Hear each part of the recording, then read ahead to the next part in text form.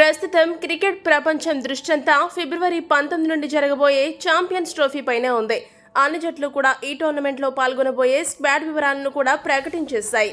అయితే ఇందులో ఏమైనా మార్పులు చేర్పులు ఉంటే తుది స్క్వాడ్ ని ఫిబ్రవరి 12 కల్లా ప్రకటించాల్సి ఉంటుంది.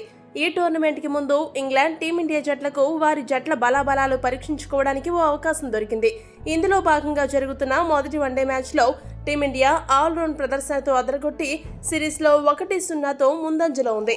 కాగా ఈ వన్డే మ్యాచ్ లో టీమిండియా ప్రదర్శన చూసిన ఆసీస్ మాజీ దిగ్గజం రికీ పాంటింగ్ టీమిండియా జట్టుపై కొన్ని కీలక వ్యాఖ్యలు చేశాడు.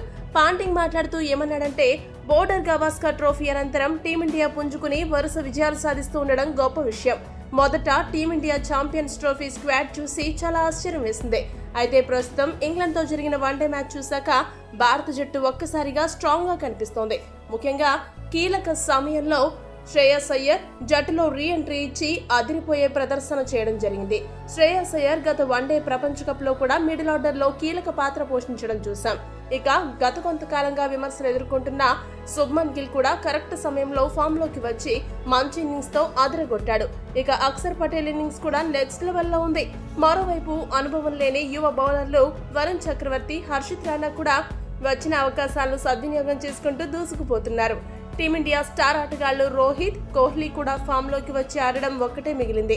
ఛాంపియన్స్ ట్రోఫీ నాటికి రోకో జోడీ వారి మునుపటి తరహాలో బ్యాటింగ్ చేయగలిగితే, అదే సమయంలో బూమ్రా కూడా గాయం నుండి కోలుకుని జట్టుతో చేరితే మాత్రం టీమిండియాని ఛాంపియన్స్ ట్రోఫీలో అడ్డుకోవడం చాలా కష్టం. ఇది మిగతా జట్లకు కొద్దిగా టెన్షన్ పెట్టే అంశమే అంటూ పాంటింగ్ ఒక్కసారిగా భారత జట్టుని ఆకాశానికి ఎత్తేశాడు. పాంటింగ్ చెప్పినట్లు టీమిండియా ప్రస్తుతం చాలా మంచి ఫామ్ లో ఉందా? మీ అభిప్రాయాన్ని కామెంట్ సెక్షన్ లో కామెంట్ చేయండి. మరిన్ని స్పోర్ట్స్ అప్డేట్స్ కోసం మా ఛానల్ ను సబ్స్క్రైబ్ చేసుకోండి.